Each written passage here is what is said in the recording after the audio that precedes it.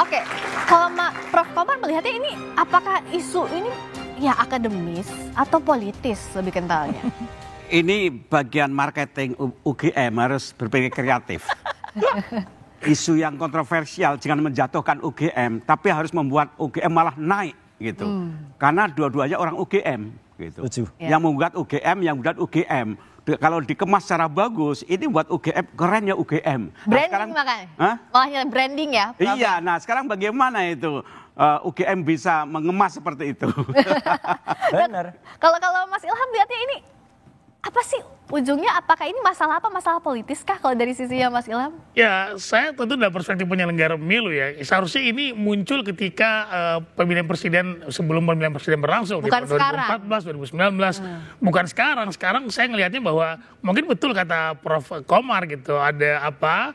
Politik timennya itu memang lagi wahnya sekarang gitu kan. Nah, saya kurang ngerti, tetapi memang saya kira ini perlu untuk kemudian tunjukkan kepada masyarakat bahwa persoalan-persoalan konflik quote and quote seperti ini ya kita biarkan di ranah hukum sebagai negara hukum dan dibuat secara sesemut mungkin. Tadi Pak Suryo udah mengatakan kepada Yakob bahwa ini adalah diskusi yang baik. Nah, saya kira ini mengajarkan kepada publik bagaimana cara kita menyelesaikan persoalan secara hukum. Oke, tapi sebenarnya ini nggak bisa dibilang juga as simple as that sih Mas Roy. Ini kalau misalnya terbukti tidak asli, kan itu akan bermasalah dengan legitimasinya Pak Jokowi. Makanya Pak Jokowi tidak menganggap ini sebagai hal yang ringan. Oh iya.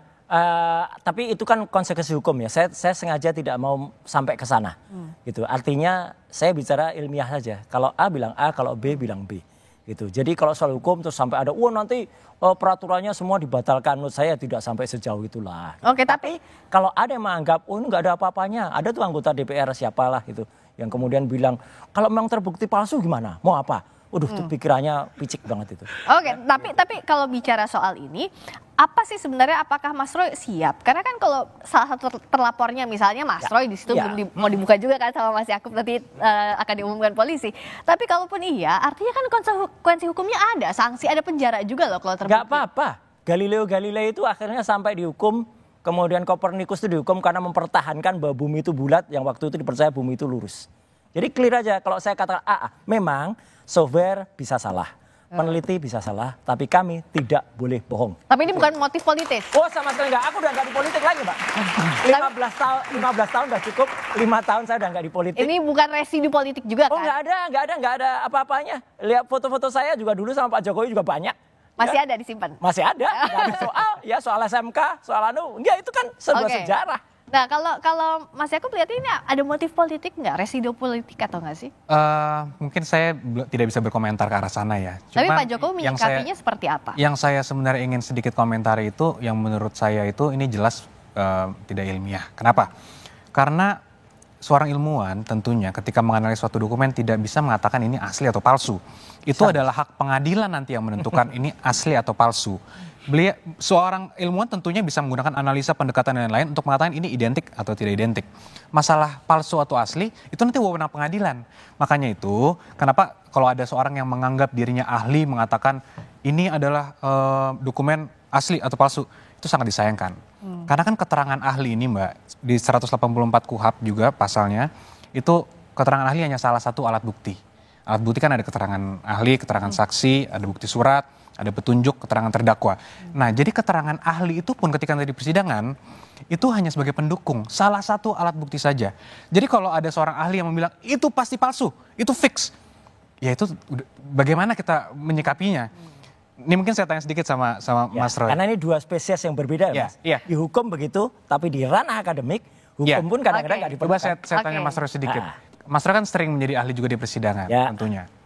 Pernah nggak seorang hakim di kasus nanya dokumen ini asli atau palsu? Kan nggak mungkin.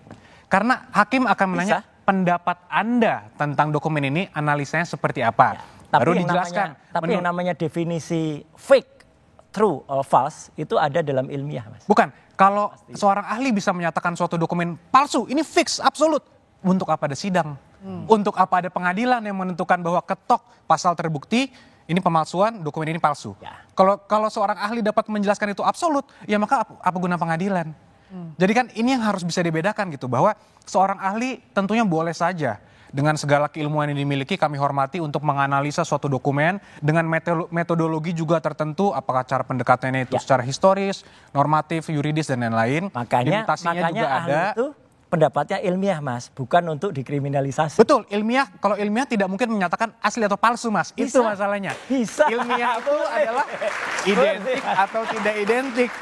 Kalau nanti ternyata seorang ahli menjelaskan, oh ini bisa diduga palsu, itu kita hormati. Tentunya itu juga akan dipertimbangkan oleh hakim di dalam satu perkara, dapat dipertimbangkan. Tapi nggak pasti. Tapi gitu. tidak mungkin, karena apa gunanya pengadilan, Mbak? Pengadilan lah yang bisa menentukan ini asli atau palsu. Oke, emang kalau ke pengadilan Mas Roy mau bawa apa? Menyiapkan apa ke pengadilan? Iya, bukti-bukti kemarin bahwa itu adalah primary evidence yang sempat kita periksa, dan juga kalau misalnya di sana ada, oh ini ijazahnya, yang ini yang dikatakan asli. Oke, kita periksa bersama-sama, kita fair, ada ahli atau ada pakar forensik dari Ahli sana, saksi ada? ahli ada telematika dari sana, dan kemudian setuju usulnya Prof. Komar tadi dibuat terbuka. Kalau perlu memang dibuat terbuka di kampus dulu misalnya, itu oke, itu bagus sekali. Itu Nggak mungkin dong pengadilan di kampus, tapi bukan, terbuka. maksudnya itu disiarkan terbuka, sehingga dengan demikian masyarakat akan bisa lihat diskursus yang menarik. Tapi sekali lagi memang beda spesies ini menarik, ya gitu, nggak apa-apa.